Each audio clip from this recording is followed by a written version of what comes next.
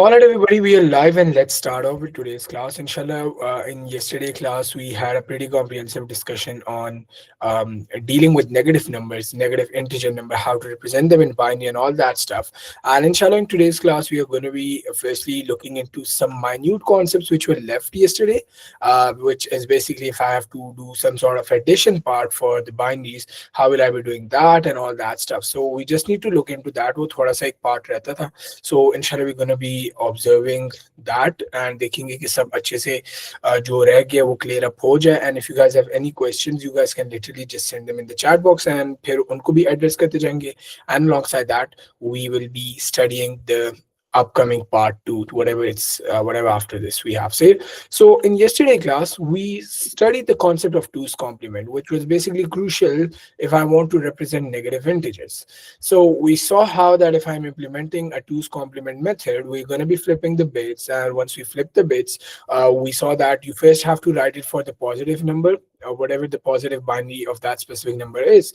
And then you need to basically flip the bits. And once you flip the bits, you will be, what do we call it, adding a 1 into it. And while we flip it, the main concept is that the moment you flip it, it allows your computer to come into a state where it now understands that, okay, the most significant bit, which in case of a 8-bit binary number, the most left one, the 128-bit, that basically is now going to be dealt as negative 128 rather than positive 128. And so that negative number basically allows us to represent negative numbers. Say so we studied those two methods. We saw how we can do it through the shortcut method and also through the casual normal method. Say so we're going to be inshallah continuing the same concept and would be then moving towards learning text files and storage of characters. Say so one concept which was left yesterday, if I give you guys a question that if there is a specific number 67 and I want you to, let's say, add this into 78,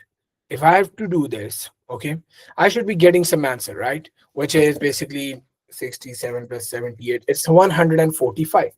And now you all are also aware that if I give you a specific binary for this, so like I have some binary and then I have some binary for this, and I tell you guys to add that, you can also add them. How? By using the same rules which we studied earlier on. But now what if we have a scenario where maybe rather than having addition, we have a scenario like 45 minus 23. Now, what if you have to deal with negative numbers? Say, or I can say subtraction. Now, in your book, or I'm not sure though where, but when I was preparing, there was this one method told to us by our teacher, I guess, in which they, just like the way we add the numbers, there's a specific way to subtract the numbers too. So you have to memorize the rules for that. But that's pretty much vague, right? Because why would you be willing to memorize some useless rules and get into a way to mix those positive numbers method with the negative numbers method? So to avoid this, I have come up with a shortcut, and that shortcut is that you tell me one thing: if I have to add 45 with negative 23, wouldn't this be the same as if I write 45 minus 23? Tell me. Is 45 getting added with negative 23? Is it the same as saying 45 minus 23? Right, bilkul.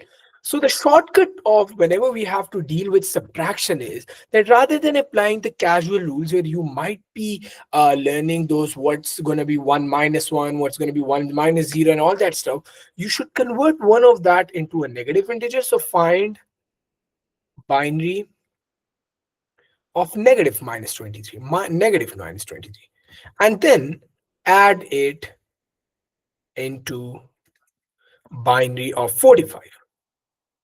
So what we are trying to do, we are doing the same now. Because we are going to be adding it, we have to use the same rules which we studied earlier on, and that is something very much easier. So 1 plus 0 is a 1, 0 plus 0 is a 0, 1 plus 1 is a 0 with 1 carry, and 1 1 1 is basically 1 with 1 carry, right? So we're going to be, because we have memorized it once, we're going to be using the same rules up here again. So हम वही addition वाला part करके we are adding the numbers. But rather than subtracting them or finding a newer number for this calculation, what we did was, let's find the binary for negative 23. So like, let's do this one question so that you guys could understand how to do subtraction parts. So for instance, let me find the binary for negative 23. So first I would be doing it for positive 23, right? 1, 2, 4, 8, 16, 32, 64, 128. 0, 0, 0, 16 plus 8 is basically 24, so this can't be up here. Let me write this as 0. 16 plus 4 is 20, and 20 plus 2 and 1. This is basically representing positive 23. Now you all are well aware, we're going to be replacing them by flipping the bits, right? So this is going to become 1, 1, 1, 0, 1, 0, 1, sorry, 0, and this is also going to become 0, 0. My bad. So this is going to become 0, and this would also become 0. So this is my basically inverted form, right? So I can say this is my ones complement. Ones complement is the place within the conversion where we basically just flip the bits, and then finally, exactly, I mean, we're just going to be adding a 1 into it. And so if I add a 1 into it, you can see 1 plus 0 is basically 1, and this is going to stay the same. 0, 1, 0, 1, 1, 1. So this is basically my binary for negative 20. And now if I have to write it for like 45, the binary for 45 is going to be what? This would be 0, this would be 0. 32 plus 16 is 48, so this is going to be 0. 32 plus 8 is going to be 40, and 40 plus 4 is 44, plus 2, no, plus 1, yes, 45. So this is the binary for positive 45. And now we just need to add these two to get the final answer. Now, if I add them, you're going to see 1 plus 1 is a 0 with 1 carry. Now, 1 plus 0 is basically 1, right? 1 plus 0 is 1. 0 plus 1 is again 1. 1 plus 1 is again 0 with 1 carry. And this comes up again as 1. This 1 plus 1 is going to come up 0 with 1 carry. 1 plus 1 is again 0 with 1 carry. And this 1 plus 1 again leads to 0, but with 1 carry. Now this 1 carry is basically dealt as an overflow error. So yahan pe, because this is something which cannot be represented maybe in this many bits, so yahan pe, by the way, it shouldn't lead to an overflow error. But still, if I have to do the calculations for 45 and minus 23, I should be getting the answer of 22. So yeah, so let me see, do I get the answer as 22, yes or no? So this is basically 1, 2, 4, 8, 16. So 16 plus 4 is basically 20, and 20 plus 2 is 22. So you see, I get the correct answer. This one bit, because it was resulting in an overflow, it's basically going to be ignored. So hum yahan pe, if a question comes up and they say that what's maybe an error has occurred, you're going to say that this one bit is basically due to overflow error. So even though in exam there won't be a scenario like this, because this was a pretty much made up example, so we have an overflow error being occurred. But in reality, if you just count the remaining bits, we see that 16 plus 4 plus 2 is basically 22, which is 100% same as the one we had up here. So we just learned subtraction, but in an easier way. Now, if you were to memorize those long rules, it's going to be very complicated, because you can also mess it while mixing it with the addition thingy, right? So it's better to learn it just once for the addition part. Find the binary for whatever number you're trying to subtract in terms of its negative 2's complement, and then you just add the two using this formula, 45 plus minus 23. So you're going to be using the same rules which we studied previously. Allows the same addition rule to be applied. Same add rules to be applied. So this is just one shortcut I wanted you all to know. So if in exams a scenario comes up, to remember, you can always deal with it in terms of adding them by converting it into negative and all that stuff. Now, one other thing which was left yesterday was we had to study the conversion between negative binary to denary. Now, if I tell you that if I have a specific number, if a question comes up, यहाँ पे लिख भी देता हूँ, so that if anybody is looking at the notes later on, negative binary to denary. Now in exam, they won't be telling you that this binary is basically of a negative number. That is something which you have to figure out. How? In exam, they might be using the keyword 2's complement. So they might say that this binary is basically a 2's complement binary. And 2's complement binary is just going to indicate one thing. That is, your 8th bit is basically going to be having the value of minus 128. क्योंकि 8 तो होगा भी नहीं. 1 2 3 4 1 2 4 6 8 16 32 64 128 1 2 4 6 8 16 32 64 128. अच्छा हाँ, 0 से, yeah. So आपका जो 8th bit होगा, that's going to be having the value minus 128. So whenever you hear the word 2's complement, it's basically going to indicate, बल्कि यार, it's going to be 7. My bad. This should be 7. The 7th bit, बिल्कुल. So whenever you hear the word two's complement, it's just to indicate that your seventh or the most significant bit. It's not necessary to be seventh, the most significant bit. So if it's something greater, you should also be aware that basically the most significant bit is going to be dealt as negative 120. So now if I give you guys an example ke taur pe question, which would be like 11010001, 1 2 3 4 5 6 7 8. Okay, now we have these 8 letters, right? 8 digits.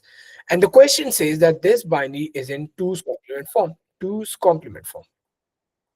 Now, if it's in two's complement form, this basically means that it has the capability of it being storing a negative integer. When I hear the word two's complement, this means that if I have to convert this into denary, how would I be doing it? I will be firstly writing it a bit clearly: 0 1 0 0 0 1, and I will be writing the values above it. So this is going to be 1 2 4 8 16 32 64, and rather than this being 128, we are aware this is going to be negative 128. And now because this negative 128 is also 1, this means my answer is going to be negative. How? We're basically going to be doing 128 plus 64 plus 16 plus 1. So now you have to do some sort of mental math for this. 64 plus 16 is what? 64 plus, perhaps this is going to be 17. So 64 plus and 7 fours are 11, right? You get one carry, and 7 8. So you get the answer as 81. So now we are dealing with minus 128 plus 81, or you can also write it as 81 minus 127. Now you need to do the calculations. इसका किस तरीके से करना है? You need to subtract 81 and 127. I'm not sure how you deal with this. Just have a look at the basic mathematics calculation. But it's usually like the same way कि अगर मैं 128 minus 81 करूँ, it's going to be 47, right? And so it's going to be the same for the other way around. Yeah.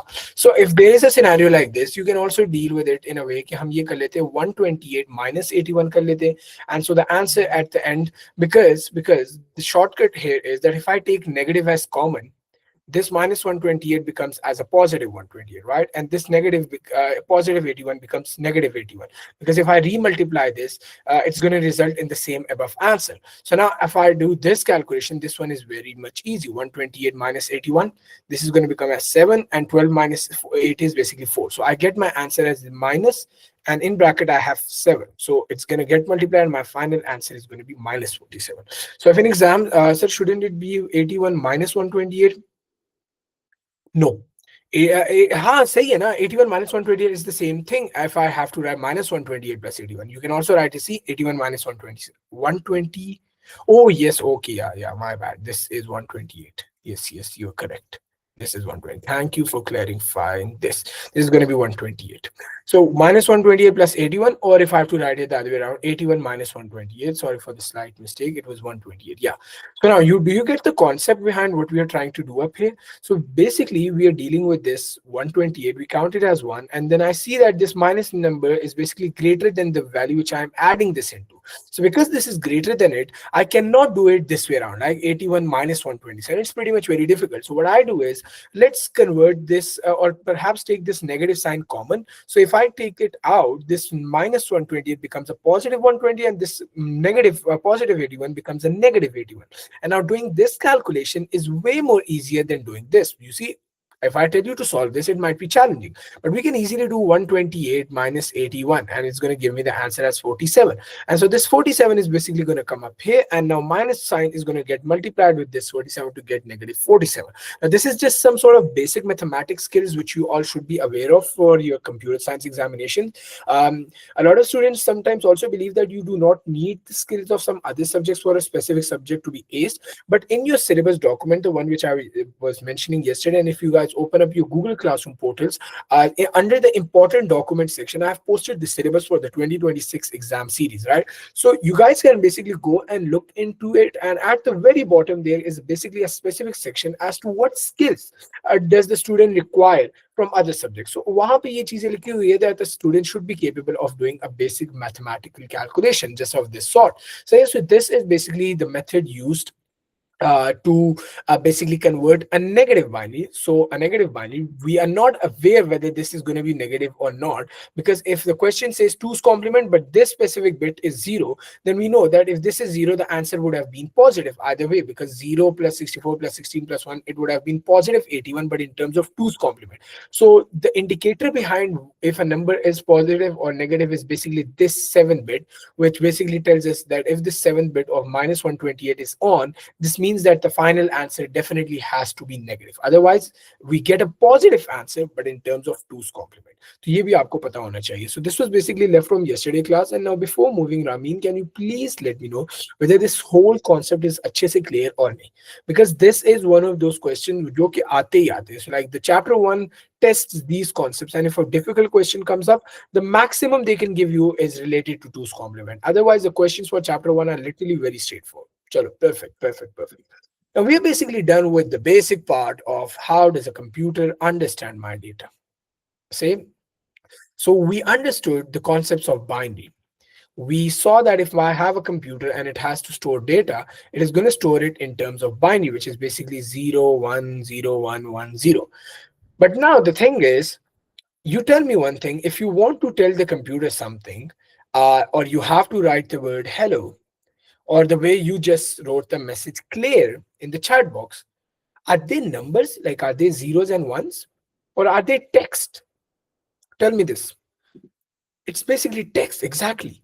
But now, till this point, we were only studying about numbers, how to convert 12 into binary, how to convert a 98 out of 100 into binary, how to convert 12 plus 5 into binary, or how to do calculation between numericals, right? But now, what if I have to write hello or Claire or my name is this or how are you doing? Now, how will a computer interpret text? That's the concept which we are going to be studying, inshallah, right now, which basically comes under section number 1.2. Now, we are officially done with part 1 of the first chapter, perhaps the major part. Now, we are going to be looking into point 1.2, chapter 1.2, and the name of this is basically text, sound, and images. So in the upcoming 2 to 3 classes, inshallah, we are going to be looking into what basically a text is. How does a computer store text? What's basically a sound image? How does a computer store this sound? And what's basically images? How does it store those figures? How do we calculate file size and all that stuff, right? So how will a computer deal with such calculations? For that, we would be first of all looking into the text section. How does a computer store text? So now the way we have figured out that, let's say 0 to 9 is basically denary, and then we saw that, okay, if I have to represent 9, 9 could be represented in this way, 1 0 0 1, right? This is 9. Just like that, we basically, this shows us that we have created the possible set combinations, that we have basically 10 possible values, right? Just like that, we saw that for hexadecimal, we have 16 possible values. And for binary, we have only 2 possible values. So the same concept was somewhat applied to the text part too. They basically, the computer scientists, they decided that we should create a document or maybe a table or a set. Let's name it set, which basically should include all the possible characters. So like letter A should have a binary, letter B should have, let's say 110, letter C should have a specific value 078, letter D should have a value like 098 or whatever, in terms of hexa, what would be the value and all that stuff. So computer scientists basically started this one journey. They were like, let's list down all the possible values, letters, because we are aware, right? If I'm communicating in English, the important part for me at this point would be that my computer should basically understand what would be the meaning of typing in A. So the moment I press A on your screen, what character should be popping up? And so whatever the character, which in our computers is basically something like this, A, this has some binary, right? Because your computer does not get what A means, or what does this shape indicate. Like, I get this, okay, this shape is basically indicating that it's an A, but a computer does not understand that if it's an A or maybe a B or a C or maybe symbol for some uh, country, or maybe a symbol for some religion or whatever. The computer understands that it's a because of a specific binary value. So the moment I press A, wherever I want on the screen that here should an A should be coming up here.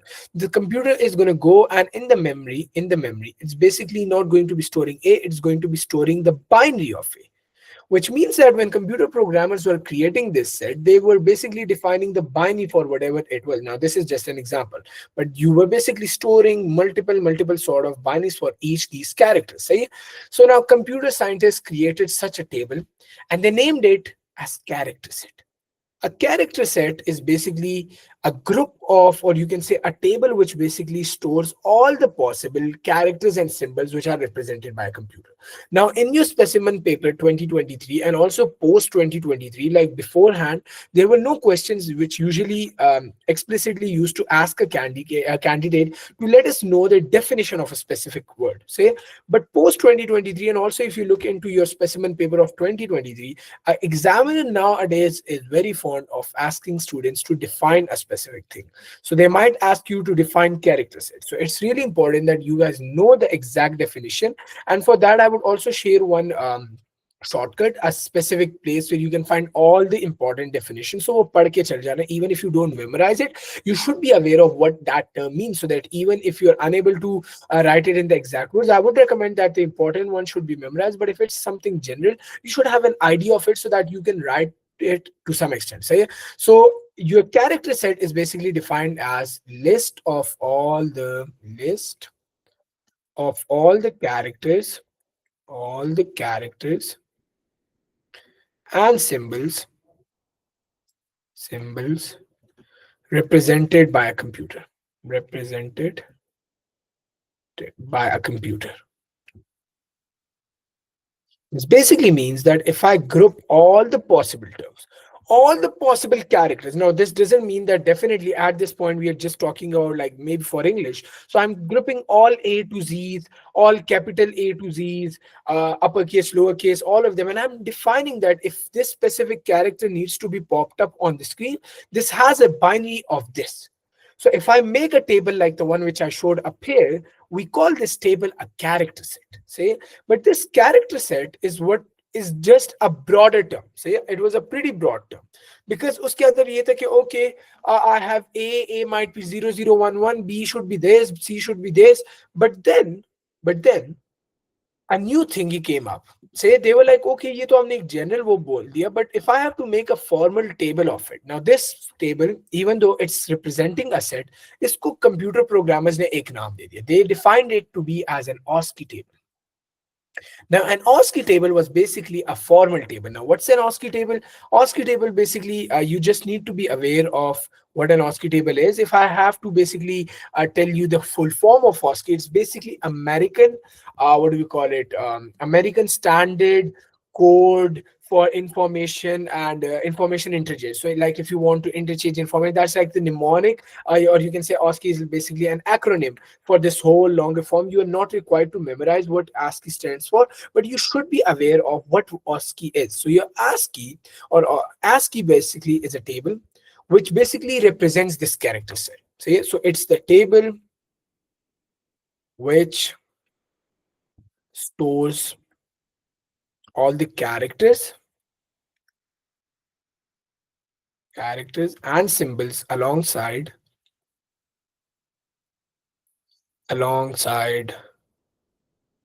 its binary value, its binary, denary, and hexadecimal value. Denary and hexadecimal value.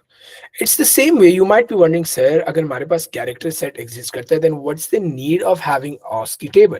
So it's the same way we can say that character set is basically a broader term. Okay, so I can say the word car. So a car is a broader term. But then I can say like, okay, Honda Civic. So Honda Civic might be the specific application of a car. So we can say that character set and ASCII are type of the same thing, but your ASCII is basically an application or the formal name. See, so I would paste this one picture for you guys. Let me get it from internet as to what an ASCII table is. मैंने कहीं पे किया था yes character set का इधर गया was up here. Yeah, this. So if we look into this, this can be represented as a character set, whatever I'm pasting right now. So you look up at this image, and you're going to see that it basically has a letter, Say it.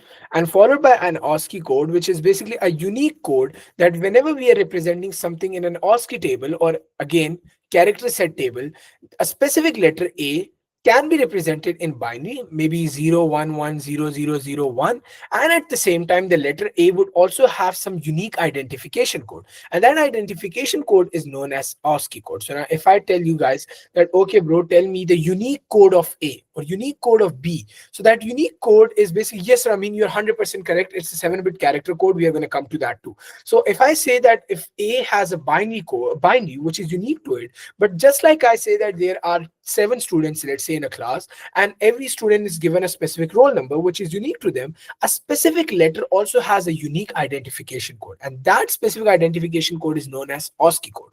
Now, if I focus up here on this image, you would be able to observe that we basically have all the characters A, B, C, D, E, F, G, also uppercase A, B, C, D, E, F, G. We have the equivalent binary to it, and we also have basically its ASCII code written and mentioned alongside it. So now your computer, when you press, if you want to press the button A, it's basically programmed in a way that if you on your keyboard, this is button A. So the moment you press this button, you press, okay, so let me write it up here. You press it, the computer completes a circuit. So beneath this thingy, there is a circuit. And when the circuit completes, it's going to tell the CPU that this person is basically willing to type the binary 0 1 1 0 0 0 1.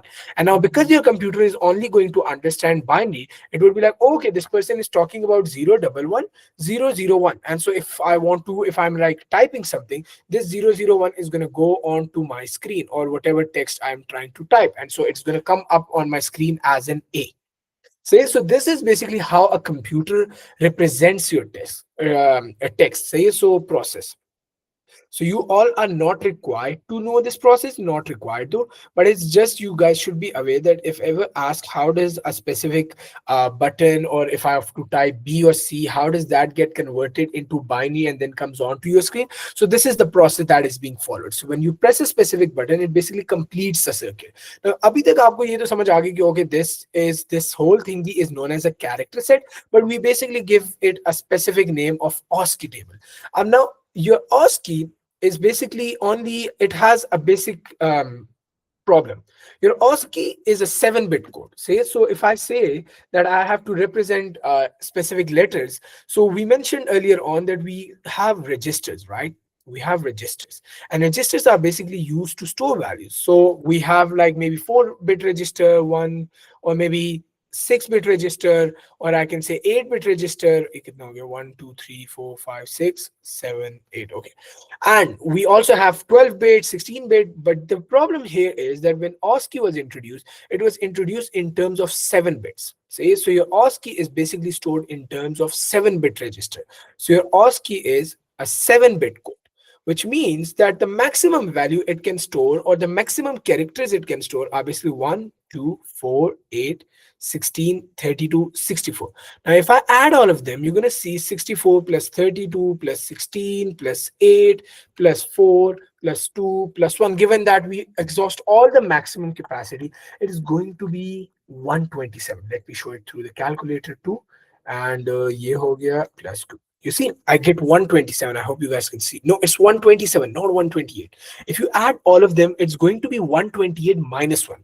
That's a really important thing, that if you're in your book, you also see the word or 7. It's not basically 2 raised to power 7. It's basically 2 raised to power 7 minus 1. And it's basically 2 raised to power 7 minus 1 because we term the first one as basically इसके अंदर कोई एक logic थी, but it's basically this first term is also counted as 1, and we don't count the first thingy to be as 0. So it's 2 raised to power 7, and we basically count this because हमने यहाँ पे एक 1 add किया. We have to sort of, it wasn't like this. It was 2 4 6 8. So it was basically something that if we have to start it in terms of 2, because we are talking about binary, we don't deal with 2 raised to power 0. Say अब ये तो हमने computers के लिए बोल दिया 2 raised to power 0 is 1, but in generally if I have to count something, you tell me if I have to count how many chairs are there in a room, we take the first chair to be as 1, right? So we say 2 raised to power 1, which is 2. So conventionally this number system should start from 2 and then should get 4 and so on. But because a computer also counts zeros as a specific entity, we say 2 raised to power 0 is equal to 1. And for that reason, we have to later on also subtract it. So this 2 raised to power 7 might be 128, but then we subtract 1 from it to get the possible combos 127, which even if you put ones up here, that will also give you a 127. So this means that our OSCI can maximum store 127 characters.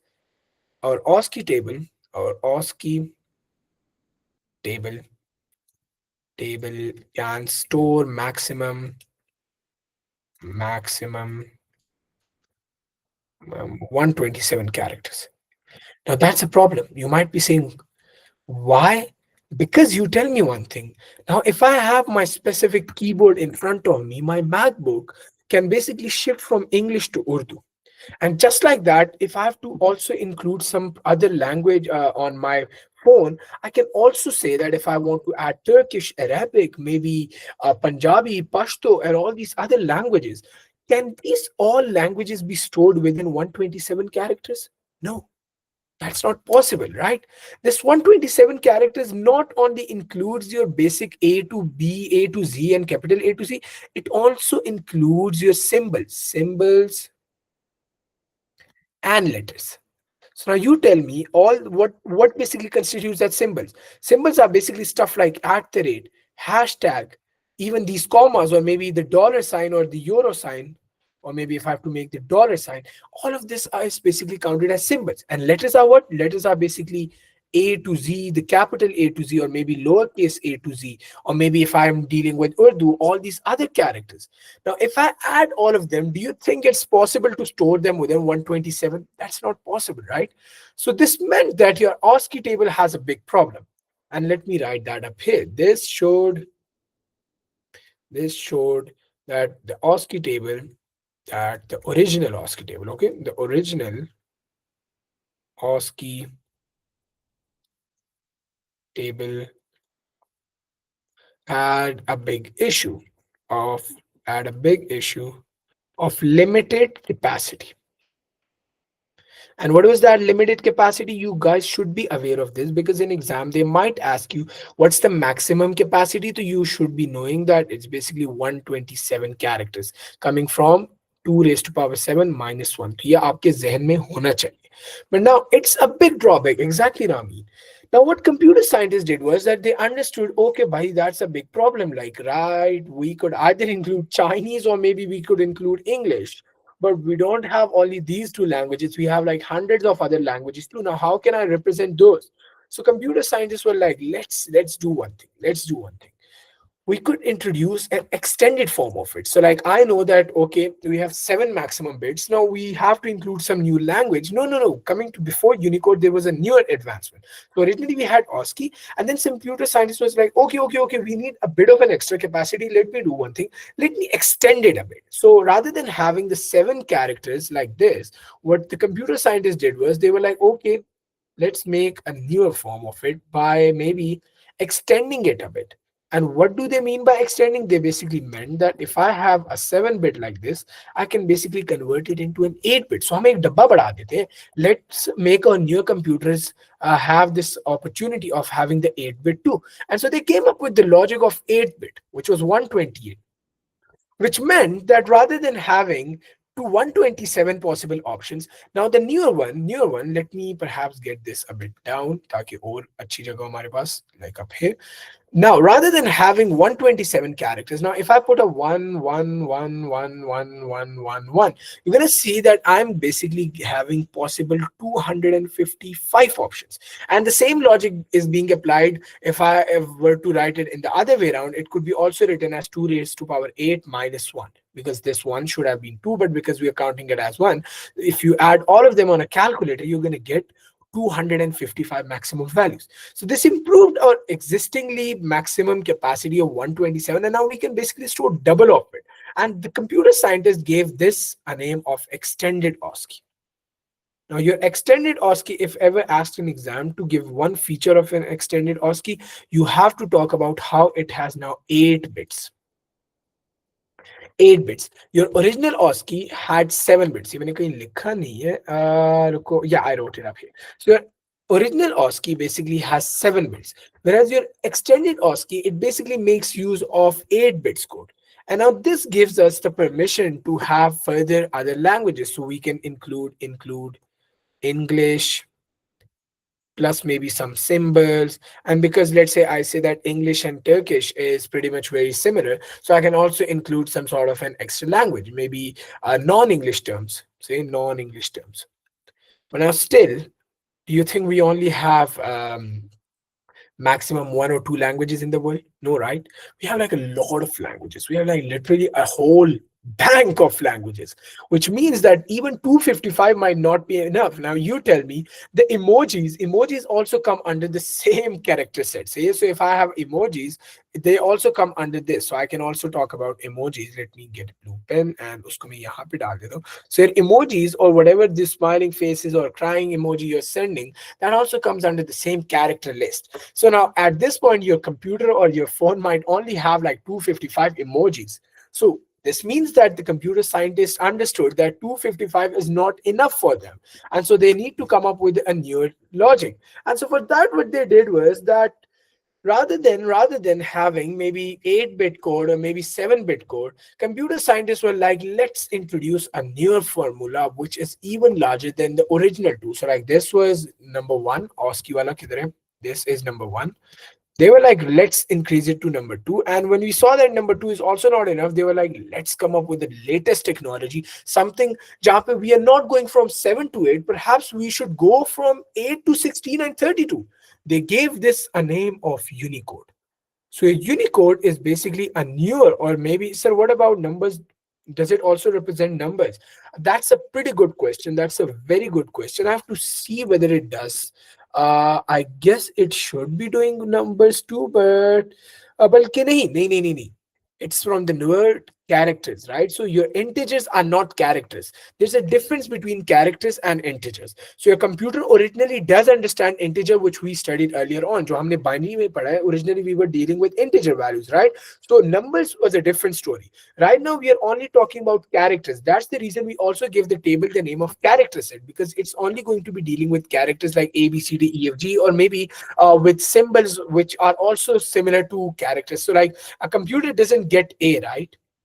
So for a computer, this A and maybe this smiling face is the same thing, because for them, it does not make any sense. But the only thing matters for them is the binary behind this. So this might be 1100 and this could be 0101. So that's the main logic behind why we do not have numbers in a character set. But that's a pretty good question, by the way. That's a really good question. In your exam, they won't test you on stuff like that, but still for clarification purposes, you should be aware. Say, so now coming to Unicode, what's Unicode? So Unicode again is the most advanced form. It has the highest capacity. See, so the highest capacity karte ho ya highest range, whatever suits you, right? So highest capacity or maybe range. And now when I say the highest capacity, this basically means I'm talking about that it can now have more bits. How many bits? It basically has the ability to store up to 16/32 bits. Now, we were originally looking up at how we might have 2 raised to power 8 minus 1, which was 255 characters, right? But now you tell me, what if I have 2 raised to power 16 minus 1? Bro, that's going to be in millions. That's going to be in millions. And now you tell me, if I go even on to 2 raised to power 32 minus 1, just imagine the number of possibilities we can have, right? 2 raised to power, even if you do it on your calculator, I guess it won't even give me the right answer. Okay, it does. It does. But you just look up here for and it's maybe like millions, or I don't know, maybe billions. But now we have such a large capacity. Such a large capacity. Now this means now at this point, when I have such a large capacity, it can include English, it can include Urdu, it can include Pashto and all these other languages, right? So the benefit we get up here is that now multiple languages and symbols are supported. So multiple languages, languages and symbols are supported. Symbols are supported. Now, because we have such a big range, which we earlier on did not have, we can now have other languages like Urdu, Pashto, and all that stuff too. But now, at the same time, while we say that it can have 16 bits or 32 bits, it also means one other thing. Now, my bits per character are also great. So, like this means that originally, I was only making use of like maybe 8 bits, or like 7 bits. So if I was making use of 8 or 7 bits, this meant like I was making use of like one register of the size 8 bit. But now if I have to go with the 32 bits one, this means that I'm going with a register of size 32 bits. Definitely 32 bits is greater than a 8-bit register, right? And now if it's greater than 8-bit register, we have one drawback related to Unicode, and that is that it's going to have a larger size. What do I mean by size? You tell me. If I have basically a big box, a smaller box could be of this much, which could only include maybe my keys, right? Now if I have to lift that specific box, it's going to be very easy for me to lift that. But now what if I have like a big box like this, which can include all the books I have and all those materials, which maybe like I have this IGCSE math book, I can include 10 of such books and they're going to fill it up. And now I can basically, if I try to lift that up, it's going to be very heavy.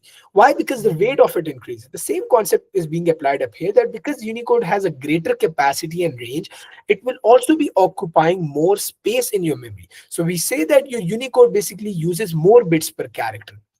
It uses more bit per character. So Unicode uses more bits per character.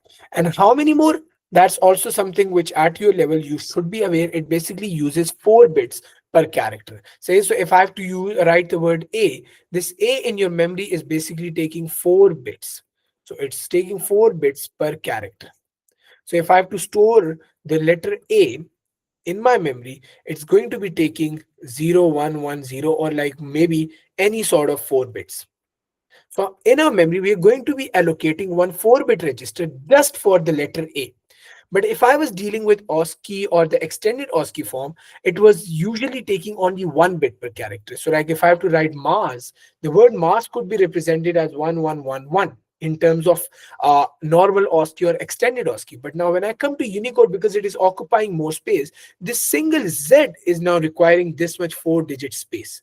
And just like that, A is again going to be requiring 4-digit space. And this M is also going to be requiring a 4-digit space. And that is what we mean by the term extended, what do we call it, greater file size. Now because if I have to write the word Mars, it's going to be taking how many sets? 1, 2, 3, and again we have 2 A's, right? So it's basically taking 16 bits. So we are representing the word Mars in 16 bits. But originally if I have to do it through the normal OSCI one, because every character in OSCI or extended OSCI occupies 1 space, it could be only taking maximum 4 bits.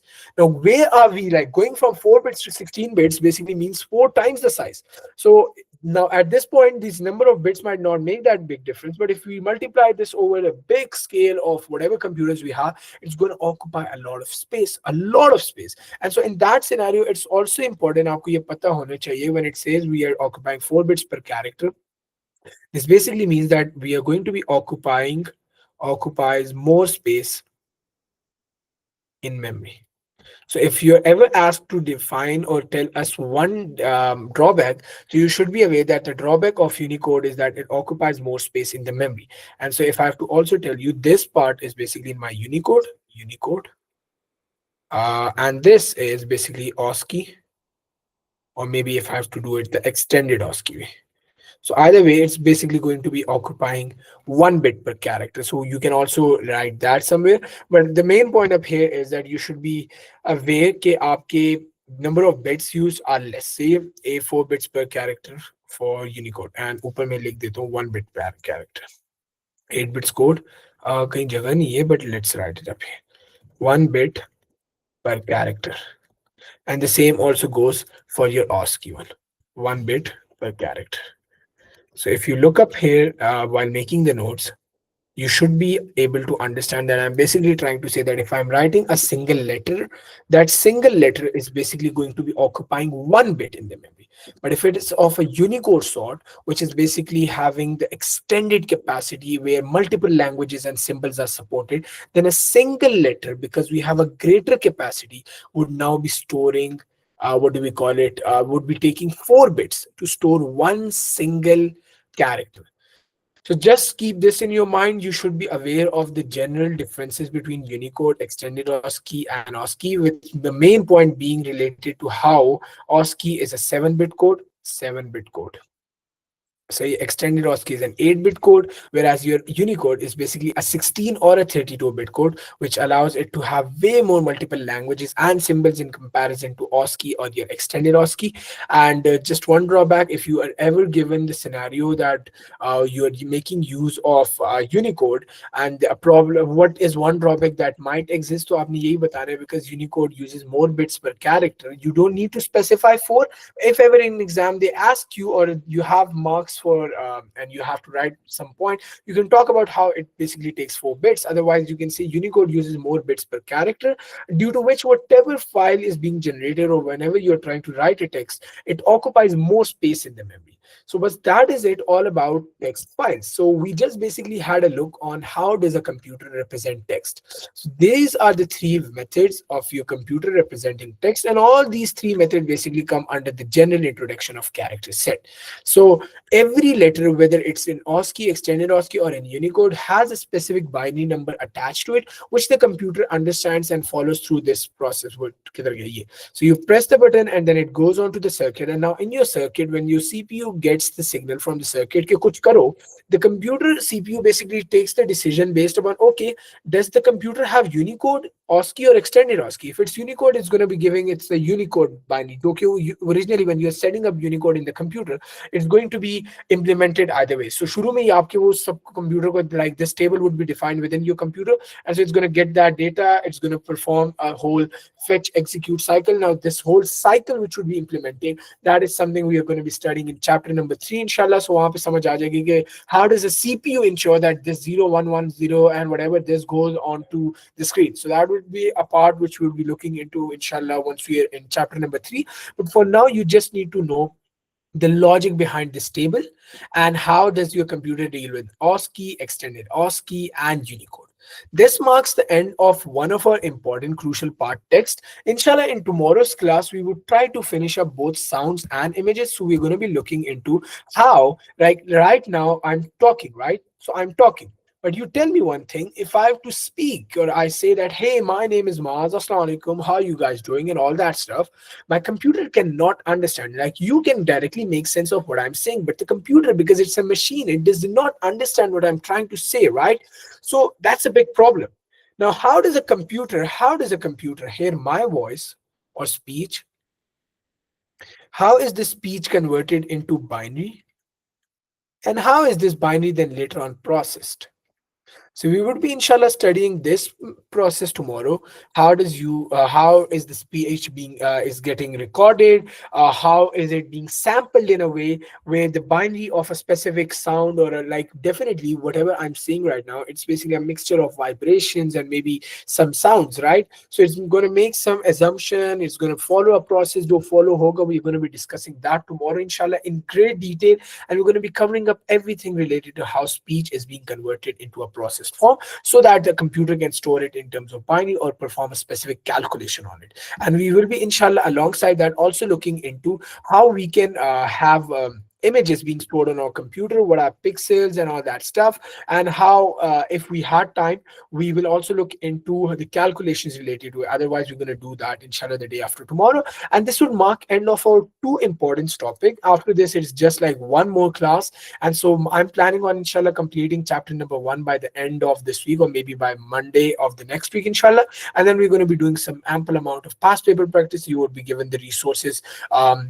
related to the previous recordings. We also have, so you guys could go and just watch that. We will have a proper set of 20 to 25 questions, or like even at least 15 to 25 questions. So once you watch all of them, inshallah you would be at a state that you can solve any question related to chapter number 1. See, so then inshallah we would be having a small short sort of assessment, not a quiz, not an assignment, just a practice session for you all. You all have to just submit your answers to that so that we all could provide you, or me alongside my TAs would be providing you with the relevant feedback as to where you need to improve, what's lacking in your answer and all that stuff. And this would ensure that you are fully prepared to ace that exam inshallah. So we don't have a lot of time, तो हम sound आज नहीं start करेंगे. We will do that tomorrow inshallah. Ramin, do you have any questions related to what we studied today, or is it perfectly clear? Even if you have a slight question, just ask off, because it's really important कि आपको सब सही समझ आए. Okay, that's so great to know. All right, then that's all for today. Perfect. That's so great to know. See you inshallah tomorrow. Take care. Allah Hafiz. Let me just stop the recording. It would be uploaded on the Google Classroom.